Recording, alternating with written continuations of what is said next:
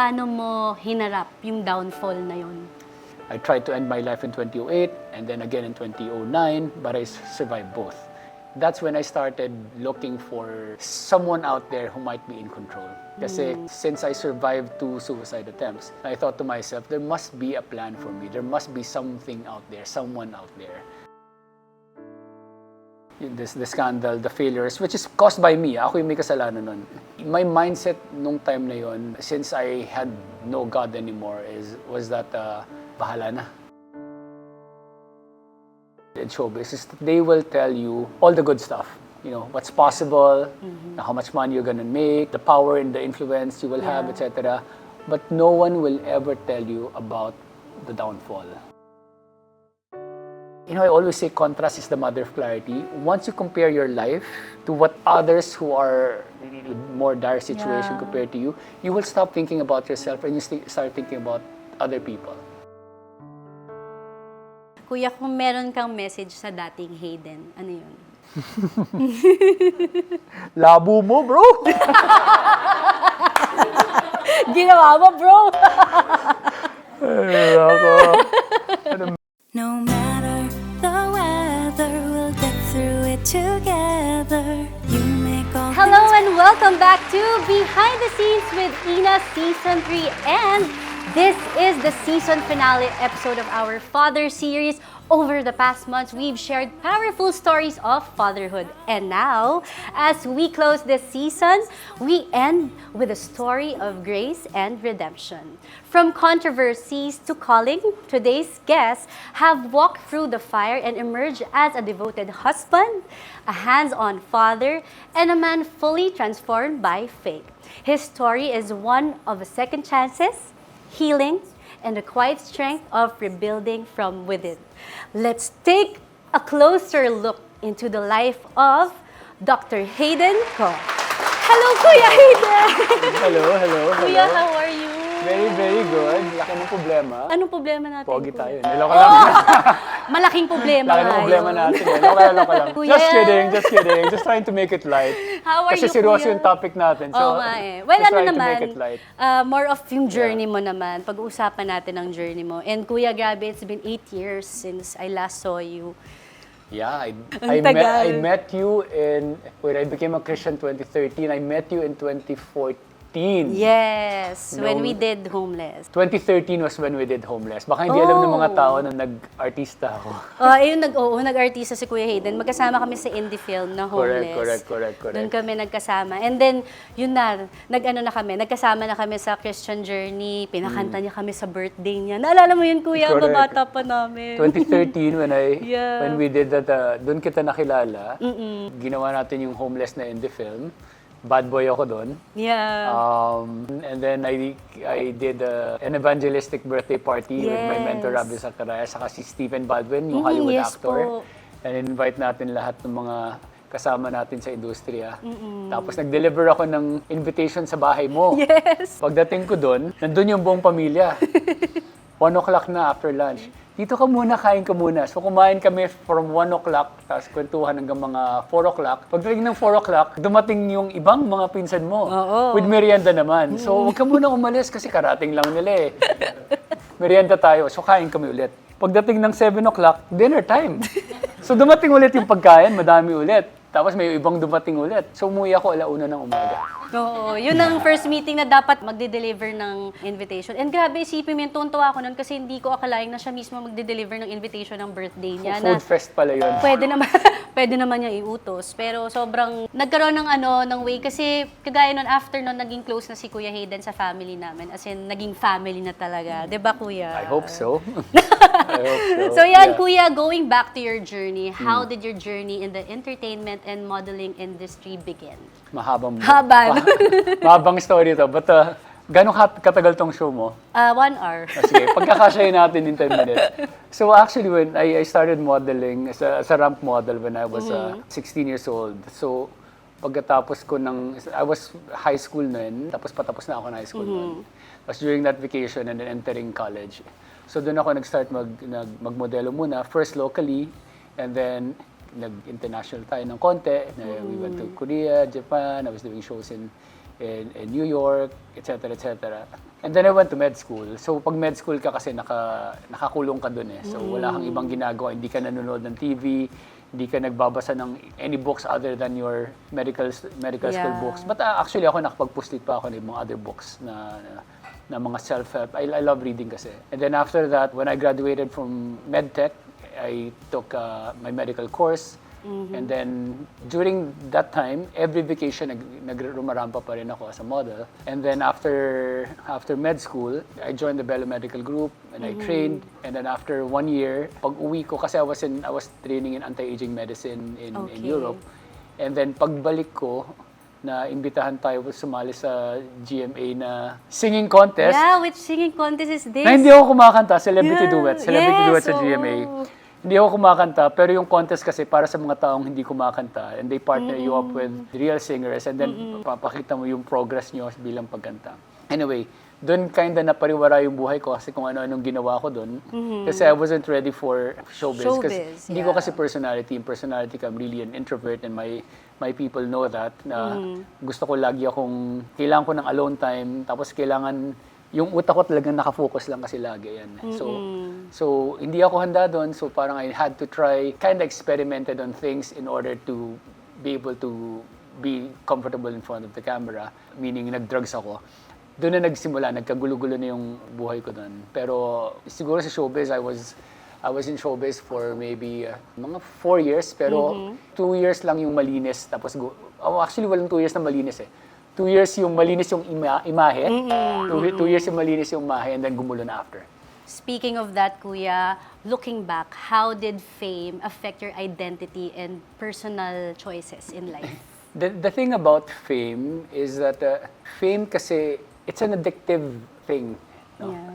Iba yung experience nung sikat ka, iba yung experience nung kilala ka ng mga tao, iba yung experience na may VIP treatment sa'yo, iba yung experience na makita ka lang nila, makapagpa-picture lang, masaya na sila. And of course, alam mo yan because you guys are from the entertainment industry. At that time, I was new to all these things. Fame is like an opium, but the thing about the entertainment industry, looking back now that I'm 45, I was only 26 years old when I entered showbiz. The thing about entertainment and showbiz is that they will tell you all the good stuff. You know, what's possible, how much money you're gonna make, the power and the influence you will have, etc. But no one will ever tell you about the downfall. Yeah. Gets mo sinasabi ko, nakikita mo yun sa lahat ng mga artista. Lahat ng mga managers niya, yung mga tao sa paligid nila, sabi nila, sisikat ka, kagaling ka, influence mo, you will be known worldwide, you know. Yun yung lalagay po nila in many sa things, pero walang magsasabi sa'yo na darating yung araw, hindi ka nasisikat, hahabulin mo yung fame, etc., etc. So, the way I liken, siguro ang magandang analogy dito is the entertainment industry, at least for me, kasi hindi ko alam paano i-handle yun at that time, no? Yeah. It's like riding a tiger, and then ayaw mong bumaba. Dahil pag bumaba ka, kakainin ka ng tigre. Yeah. Right? Yes. It's like riding a tiger, and you're afraid to get off the tiger because the tiger will eat you. Yeah. Yun yung personal experience ko sa showbiz. And I think it's not the same for everyone.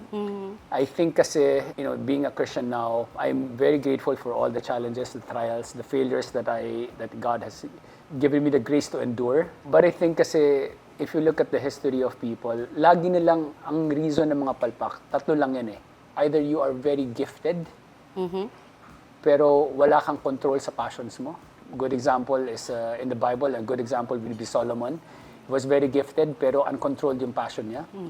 Or you're very privileged, pero you don't have a teachable temperament. Yes. Right? Or kung hindi naman nun, siguro you are a weak person and you're given so much power. So, ang napapansin ko, for those who are not ready to receive, to be given to be a steward of power, of influence, of wealth, pag hindi ka ready, papalpakin. Gigiba yung buhay mo. And I see that a lot in politics, for example. You see a weak person given so much power, they become so corrupt, and then they do this to the country. They steal, maganyan nangyayari. Or you're so very gifted, pero hindi mo makontrol yung passions mo. You sleep around, you can't resist drugs, you can't, just go with the flow, etc., etc. In the end, giba yung buhay mo. How many artists, actors, people in the entertainment industry do you know na nung kabataan nila sobrang sikat sila, nung sunset years nila naghihirap sila? Yeah. Sobrang dami, Marami. di ba? Yes. Sobrang dami. I think that's because of those failures na nabanggit ko sa'yo. Yeah, tsaka sinabi niyo nga kanina, Kuya Hayden, na parang sa showbiz kasi, syempre, sasabihin lang nila yung maganda, hindi nila i-ready. Paano mo hinarap yung downfall na yun? Sa akin would be so much harder kasi yung family nyo nasa showbiz talaga eh, di ba? Ako malayong-malayo. I came from a very conservative Chinese family because I'm Yes. half Chinese, so very conservative. So I don't feel comfortable being on stage. I don't feel comfortable speaking in front of people. Lalo na kumanta in front of other people because I don't sing and it's televised pa. Ang nangyari sa akin is I was basically my failure led to a super public humiliation. Which is the scandal that happened before na yung mga Gen Zs ngayon sa millennials, hindi na nila alam kasi Yes. it was a long time ago. Yes. But ang question mo sa akin is how did I Take that downfall. how did I take that downfall? Well, during that time kasi I wasn't really my faith was really at that time very weak kasi although I grew up in a Christian school, I wouldn't say I really know the Bible. Yeah. But I'm very familiar with the Bible. I kind of memorized the verses. I kind of know the whole storyline, the concept of grace, Christ being the one and only Savior, etc., etc. When I got into college and med school, nung wala na ako sa environment ng mga Christians, it's very easy for me to kind of put that faith in or that worldview in the back burner and just go with the flow kung ano yung saan ka sisikat, saan ka mas accepted, kung ano yung matutuwa yung mga tao sa iyo. So when that happened to me, the scandal, the failures, which is caused by me, ako yung may kasalanan nun. My mindset nung time na yon, since I had no God anymore, was that bahala na.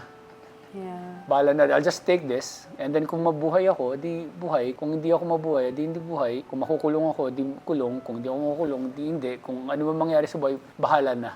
That's the worldview of someone who has no God. Kasi di ba, lagi natin, I'm sure na pag-usapan na natin to, ang mga tao, they all have a basic worldview, which is composed of what they believe is their origin, the meaning of their lives, what is right and wrong, and what happens after we die. Origin meaning morality and destiny. And yung mga sagot natin dito has to be cohesive, has to be coherent, right? Yeah. And has to be consistent in how we live. Now, if you don't have God, then ang sinasabi mo sa sarili mo in terms of your origin, you are an accident in life. No one created you, you're just an accident, right? Yeah. And when it comes to meaning, if you're an accident, then what is the meaning of life? Life has no meaning. Yeah. If there is no God, then what is right and wrong? I can make my own definition of what is right and wrong. And in terms of destiny and accountability, after this whole life, ano na, may consequence ba? If there's no God, if there's no heaven and hell, then there's no consequence. So kung pinagsama-sama mo yun, na sinasabi mo sa sarili mo, I'm an accident in life, life has no meaning, there's no such thing as right and wrong, and there's nothing after this life, then it's so easy for you to end your life. Yeah. Because wala namang consequence eh. And nangyari sa akin noon, and everything that I did in 2007, I started in 2006, 2007, everything that I did in 2007, I started paying for in 2008, and then I tried to end my life in 2008, and then again in 2009, but I survived both. That's when I started looking for someone out there who might be in control. Kasi since I survived 2 suicide attempts, I thought to myself, there must be a plan for me. There must be something out there, someone out there. The short answer, I gave you a very long answer, kilometriko, pero yung sagot mo ko dun sa tanong mo, how did I handle the challenges at that time? I did not really handle it well. Because I was, I was hopeless, and I was super surrendered to my fate, whatever that means. But then God is a gracious God, and I'm sure we will be talking about it. So hindi kita pangungunahan. Kuya, gusto ko lang balikan yun. Siyempre, it's the first time I'm hearing that you did try to commit suicide for... First time mo ito marinig? Yes Okay. po, opo. Kasi yun nga, I just wanna, ano yung pakiramdam noong panahon na wala, parang feeling mo wala na yung buhay mo. You know, suicide is very relevant at this time, no? Yeah. Si Kuya Kim just Yes lost Eman, who is also a friend of mine. So I just really want to be very, very sensitive when talking about suicide. I think the main problem, and this is my personal view, having tried to end my life twice, the main problem of people who are suicidal is basically hopelessness. What I have learned about hopelessness is that hopelessness does not come from being tired and weary of pain. It comes from being tired and weary of pleasure. When you have everything that you have, but life still is meaningless. Yeah. So it is not just hopelessness that leads to suicide, it's meaninglessness. When you don't find any meaning in what you do, you don't find any meaning in your experiences, be it good or bad, Yeah. etc., etc. And the worst, and this is hard to say, so I'll say this as from my own personal experience. I'm not going to claim that this is for everyone. Yes. But the sense of just focusing on your life and how unfortunate your life is. And so during that time, ang focus ko noon was, well, number one, I was feeling hopeless and life had no meaning because I had no God and no purpose. Parang I don't see the purpose of for all these experiences that I'm having. But at the same time, paulit-ulit lang sa utak ko na kawawa naman ako, wala nang mangyayari sa akin. Because of that, it was easy for me to just, I don't want to experience this anymore. Let's just end this because I don't want to see what the future is going to be like. Kung ganito yung itsura ngayon, then ang trajectory ko pababa and I don't want to get there. So I'd rather put a stop to it now. Now, I don't want to draw a picture of hopelessness, especially for people. I'm sure you have viewers here who are young, who are thinking of suicide, of thinking of ending their lives. Well, is there a solution? Yes. Well, first is internal, second is external, third and the most important is eternal. Okay, so dun muna tayo sa internal. What is the internal antidote? The internal antidote is to stop thinking about yourself as if you are the focus of the whole world and thinking na lagi kang iniisip ng ibang tao na ganito ako, ganyan ako.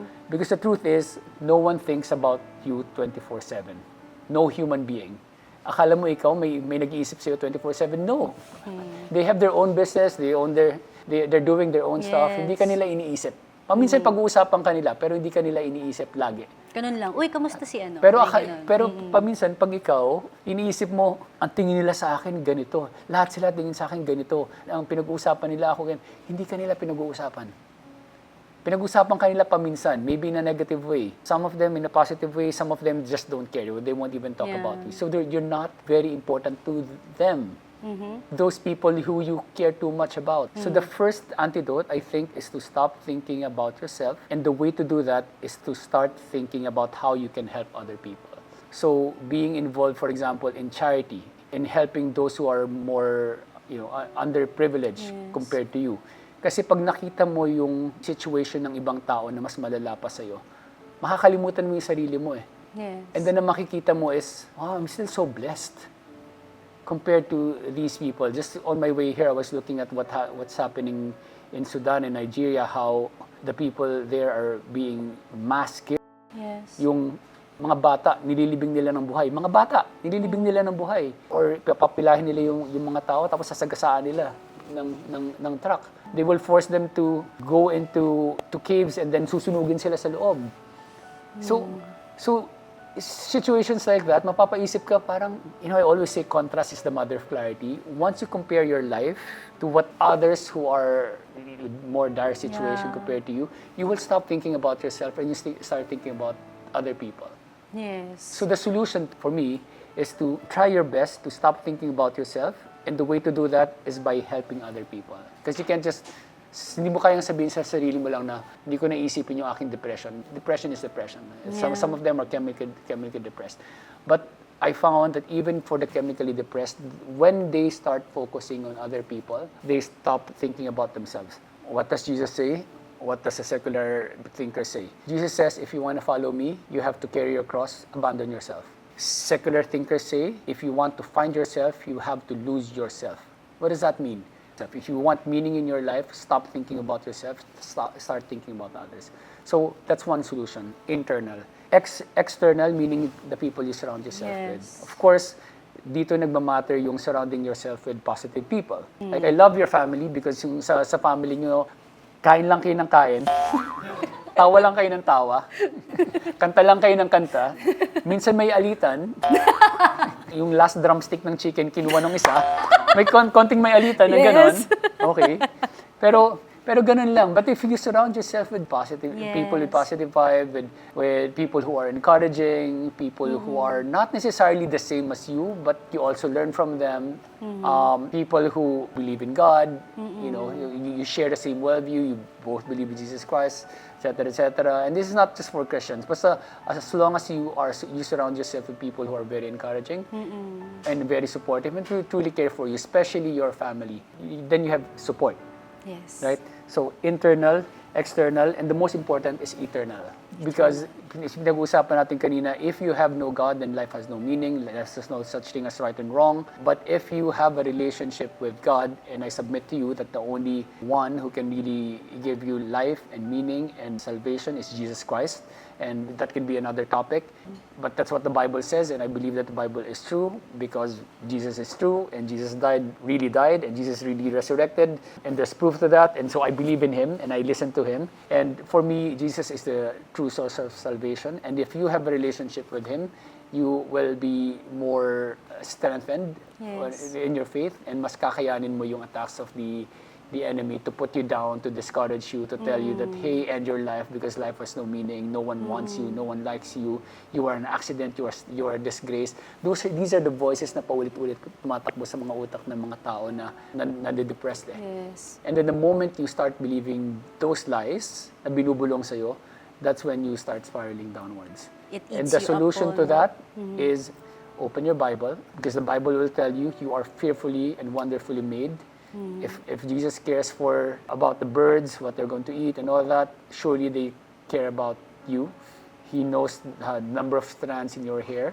He will give Yes. you a future, a bright future. You know, He loves you. It's not necessarily a life of blessings, material blessings in abundance, but surely it will be a life of Yes. you will receive challenges, you will go through trials, but He will be there with you all the time in order to prepare you for those blessings, for that power and influence, for that privilege and all that. Kasi hindi niya gagawin is hindi ka ready, ibibigay niya sa'yo. He has to train you up Yeah. first. You have a child, 'di ba? Kailangan mo siyang disiplinahin. Bibigyan mo ba yung anak mo ng ₱1,000,000 now? No. Why? Kailangan ko siyang disiplinahin. Tingin mo at anong turuin sa anong kanya. gagawin niya dun sa 1,000,000 bibigyan mo? Makipamigay lang niya sa mga tao, gawing laruan. Kasi hindi niya pa maintindihan yung meaning eh. Correct, di ba? correct. So, hindi niya pa maintindihan yung meaning doon. How do you train your child? Every day, you have to keep teaching them, di ba? Parang ganun, what is right and wrong. Napapagalitan mo pa ikaw- paminsan? Oh, yes. Napapalo mo pa minsan? Palo, no. Nadideprive mo pa minsan nung computer games or toys, etc.? May times. May times. Yeah, may Correct? times. Yeah. Correct? But why? It's painful for them, but it's good for them. Yeah. Right? So yung mindset ko before, going back to your question, and I'm sorry, ang haba ng mga sagot ko. Whereas before, ang response ko to challenges and whatever, all these things that I went through is I give up. Now I see purpose even in those challenges. So whatever Yeah. I experience trials and challenges, I know that God is working in my life in order to prepare me for what He has already prepared for me. Yes. Ang ganda, kuya. Kaya gusto ko lang balikan yung sinabi mo na yung time na nangyayari yun, ang naging vision mo was to help other people para hindi mo maisip yung sarili mo. And di ko alam kung naalala mo, but isa kami sa mga natulungan mo noong mga panahon na yun. Isa ka sa mga dahilan bakit may Meats and Deli. Because sa mga hindi po nakakaalam, it was Kuya Hayden na nagpaaral kay Ynna sa culinary. That was a time na walang money si mommy. And then, nakwento lang ni Ynna na sobrang hilig niya magluto. Then yun, pinag-aral niya si Ynna. And then, na-mention ko lang sa kanya na gusto ko mag-baking, pinag-aral niya ako ng baking. So gusto ko lang balikan yun. Yeah. Doon yung naging way mo mag-heal. You were helping Yeah, other people. And through that, nakita mo yung purpose mo na pwede pala akong mag-heal through helping. And Correct, napakita mo yun sa amin. Kaya nga, in a way, talagang gusto ko mag-thank you because never kami nagkaroon ng chance to thank you. Kasi tingnan mo, yung alaga mo, ang Oo laki nga na, ang laki na ng difference, Ay, pautang. Kaya Pautang nga, naman, sabi no? ko nga, Kuya Hayden, dito ko talaga masasabi yung term na, salamat, Dok. Salamat, Dok. Wala naman kami ginawa dito. Wala pa naman kami ginawa. Salamat, Dok. Sa isa sa mga kapatid mo may ginawa kami, pero hindi ko sasabihin sinong kapatid. Hindi ko sasabihin sinong kapatid. Oo nga, sige. Kasi meron kaming doctor-patient confidentiality, so I can't say. Ayan. Siya na lang aamin kung gusto niya umamin. Oo nga, sige, tama Yeah. kasi depende yun. Yeah. Oh, thank you daw Yeah. kay Bello. Kay Dr. Bello, maraming salamat. And I was taking a picture of her. And then all of a sudden, hindi ko alam kung bakit, bigla akong lumuha. Most people think kapag kinasal ka na, that is the end of your freedom. Yeah. Right? But what you will realize if you do it right, your life is even more fun. You think that everything is fine. When you become complacent, that's when you start falling. And we just basically wanted to have a baby, and Vicky can't carry a baby anymore. So Yes. use the technology that's available. Long story short, we used a surrogate to bring Scarlett to us. Strength and kindness. I celebrate you. Caring and selfless. I celebrate you. Our bond is timeless. Every day is family day here.